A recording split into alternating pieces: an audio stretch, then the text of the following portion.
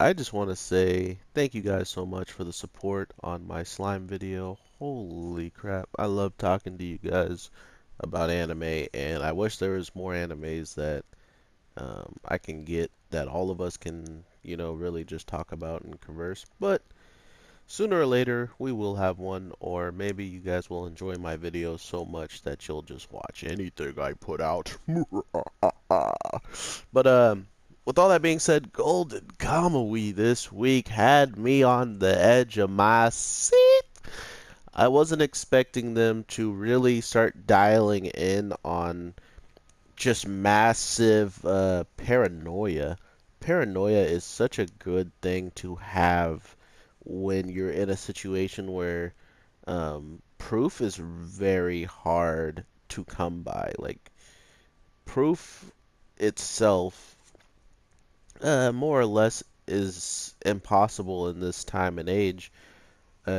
Besides, like, for instance, the homeboy in the seventh, the lieutenant in the seventh is one of the scariest people as of, like, even more lately now that he is conversing with people across the seas and actually learning how to, use some of their tactics towards the changing of his country, and that change being, or that thing he's using is fingerprints. This man is actually out here almost capable of catching people who have committed crimes that, you know, can get away with it just by leaving and going far away, which it seems kind of obvious after someone passes away in a brutal way that seems like someone else did it. The person who does it usually leaves so far that you can't just find them anymore. You know what I mean? Uh, um, so with that being said, it was one of those things back in the old times where you're kind of like, it's obvious who did it. Whoever left probably did it, bro.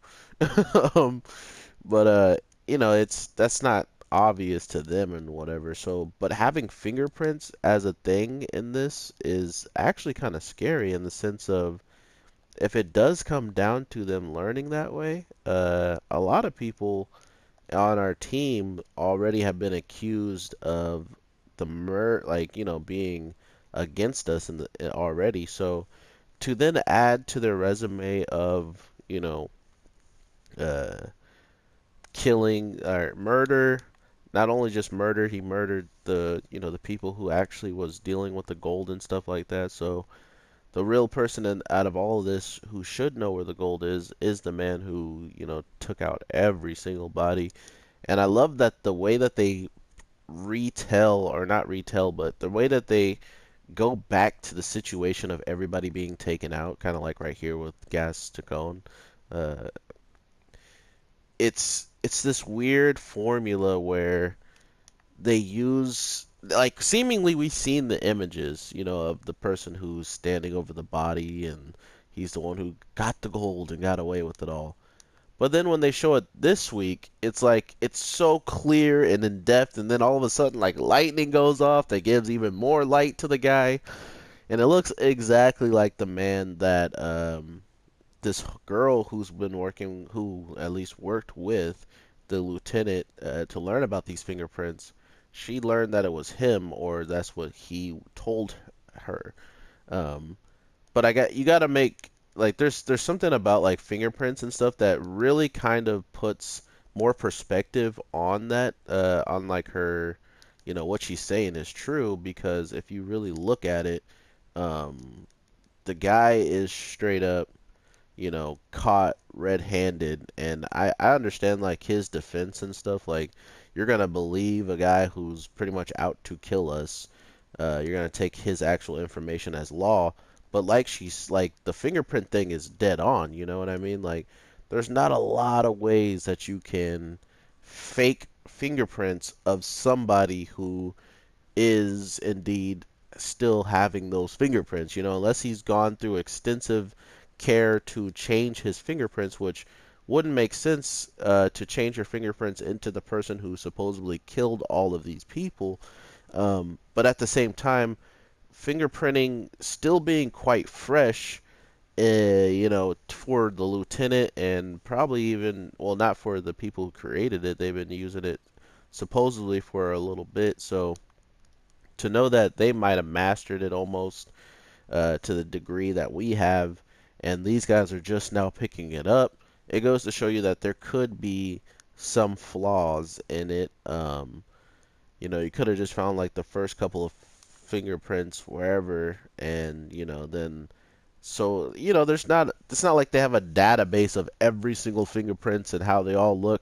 They only have like a handful of them probably, are the testing ones, which even it could have been you can grab a weapon or anything and get the fingerprint and completely try to write it off as someone else. Like, imagine if I used something and then it was taken into the battlefield, my fingerprint would still be on that.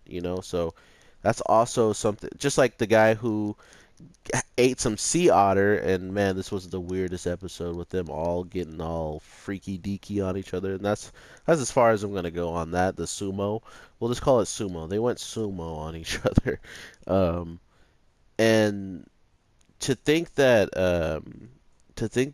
with all of the information that they could have taken away from the battle that took place where the gold was, that could have been all the fingerprints that they've gotten. They just fingerprinted every single fingerprint there, just in case they find anybody with a matching one. And I mean, like I said, if I gave someone a weapon and they took it there, my fingerprint would probably be on it unless they cleaned it very carefully.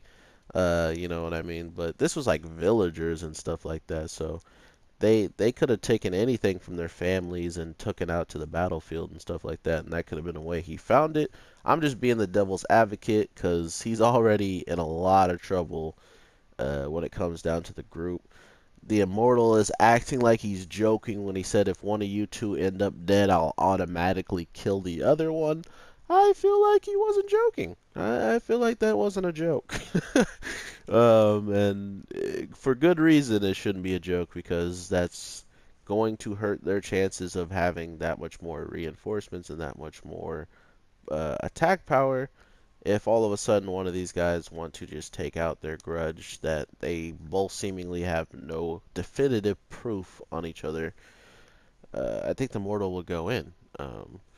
But the only thing is, the girl has someone to protect her, as the guy really doesn't. And seeing how buff this guy was, and during sumo, we kind of can understand he can hold his own when it comes down to a fair fight. But I mean, shoot, to learn that all of these people might be working against each other, it kind of puts into perspective how anybody could be trusted right now is beyond me. Besides, like the characters we are with, they trust each other. Like our Huntress and the Immortal, they're good, but everybody else that we added to this group, like very quickly, yeah, not so much, buddies. I mean, but they're all just really drawing the finger at anybody at this point just to get the attention off each other. I mean, they're all pretty petty not petty, but they're all pretty like under the radar types of people, so it makes sense that they wouldn't want more attention drawn to them than they already have, and including from the people who they're supposed to trust, to not poison them, to not take advantage of them or like steal from them when they're asleep, and all these different things you're supposed to put into these people that you don't even trust already, and now they have almost evidence that you're the killer and stuff like that. So yeah, and mind you, we did come here. Three people did come here to stop our huntress from going on more adventures with a certain person, and all of a sudden, as soon as that's brought up, a whole bunch of fingers get pointed, and then nothing gets really resolved. So, we're in for quite a treat, and that's why I love Golden Kamui as of lately. It really feels like it's in its own world right now in the sense of it's moving at its own pace, it's telling a story the way it wants to tell the story, and every time we watch something in here, they completely stray away from the story to have some fun in a show that really should not be fun in the slightest when it comes down to the killing. I mean, just at the end of this episode, We got a man who could shoot a candle like a freaking light, uh, an accurate shot at a lantern, and straight up take it out. And then at the same time, when the guy tells him to leave the horse and your money, the guy on the horse who's like, I can't see a thing. He's like, but he's still gonna stay and try to fight. Like if you can't see and the guy, instead of shooting you or shooting the guy holding the horse, he shoots the light that you're holding. I'm pretty sure he can see quite well, buddy. Like, you need to take yourself somewhere else. And that's what I love about this show. Even when they are seemingly done showing us stuff, they pull out something else. They pull out another crazy character. This looks like a whole new character altogether. So we're completely seeing a new character. Not only are we seeing a new character, um, he seemingly can see really well in the dark. So if it does turn out to be one of the friends of the old man, it would make a lot of sense by how uh, pretty good he is on fighting on his own and living on his own already. So it might be another tattoo person. That they kind of strayed away from that from the complete show, to be honest. Like they're going for, the guy who actually did the tattoos. Speaking of that, the freaking guard this week beating the crap out of those prisoners and living. Holy crap! But clearly he's like he's working with the seventh unit, so that's why he's so skilled and took out two prisoners as if they were just dolls. Like if they were not even there, man. He absolutely wrecked those guards, and that was pretty sketch. Um, but at the same time, I mean, it was kind of expected after he saw his weapon wasn't there, and he still kind of act freaked out, but then he just bust the first guy's head open, and so I was like, oh, okay, yeah, he has a chance of actually winning. But yeah, this episode was completely just like your heart starts to just start pumping fast. You don't know who's about to get shot. You don't know who's about to get cut. You don't know who's about to get punched. But none of that happens because they're so good at just building up a tense situation and then having all the characters dwell on what the information they have at hand and seeing just who might crack under the pressure. So I can't wait to see what happens with Golden Kamuy. Not one of the more popular shows on my channel we talk about here, but nonetheless, I enjoy at least getting some information out there, getting some love, getting some support out there for this anime, just like how I support all the animes that I truly just love to watch or that I just want people to maybe give a chance to. So if this is something you haven't started watching and you are still on the fence about it, definitely let it build up. Let the second season finish if you want, and then come back. I will be here telling you about every episode if you're interested, and if I can finally get you to watch season 1 through season 2, my job here has been complete. Alright, my anime people, I hope you guys have an awesome day, night, morning, evening, whatever the case, and thank you again for the support on that slime video.